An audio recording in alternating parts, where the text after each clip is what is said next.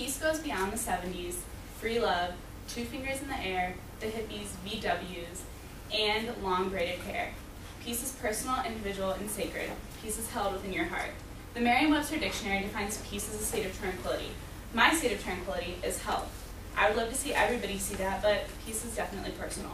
But unfortunately, everybody does not see that. And not just for themselves, but also for their children.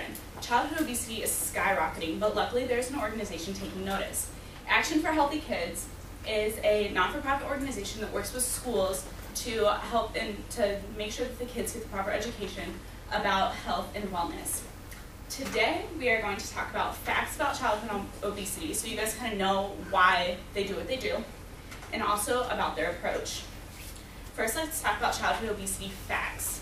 The Center for Disease Control and Prevention website states a lot about obesity. They state that obesity has tripled in the past 30 years for children, and also that 1 out of 3 children are overweight or obese. Also, $190.2 billion a year go to, of annual medical costs go to treating people that are overweight or obese. That is a tremendous amount of our money because people are overweight. Also, 48% of people either have type 2 diabetes or are on the right track. On this chart, the dark blue point shows that 3% are undiagnosed diabetics. That means that they have it, but they just don't know it. The 37% are pre-diabetic. That means that people are on the right track to having diabetes because of their lifestyle choices. And the 8% of this light green are people that have type 2 diabetes. Type 2 diabetes is 100% preventable. It's all about your lifestyle choices. And then this big area is just the 52% of America that doesn't have diabetes. But 48% is such a great number. Now, there are also several health effects associated for children because of childhood obesity. The Let's Move website states that heart disease, type 2 diabetes as well, asthma, sleep apnea, and social discrimination are some of the health effects associated with childhood obesity.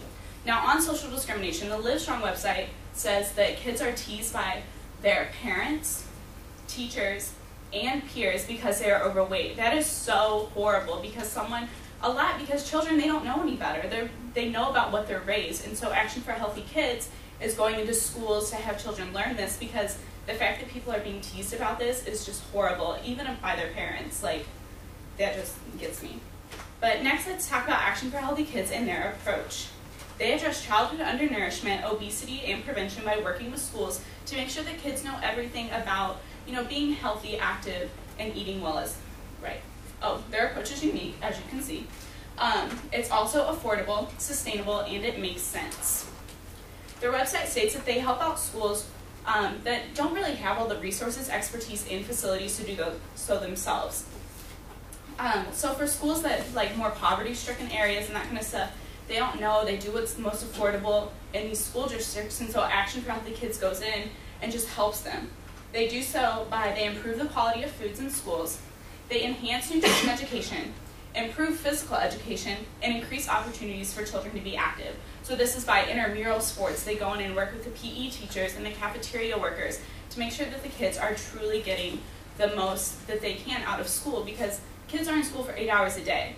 Even if they eat horrible and sit on the couch at home, if by 8 hours a day you are affecting them in a certain way to where they can go home and make different choices, that's such a great accomplishment.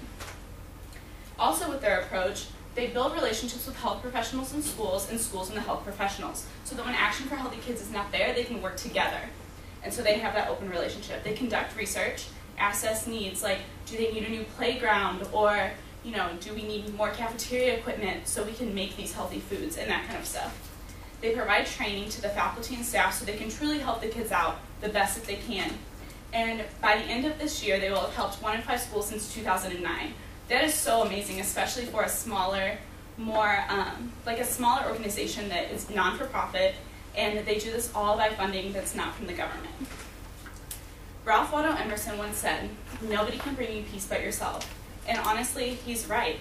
The direction our society is headed with obesity is scary, but at least Action for Healthy Kids is taking notice. It's not about being supermodel thin or studly and buff, it's just about being healthy.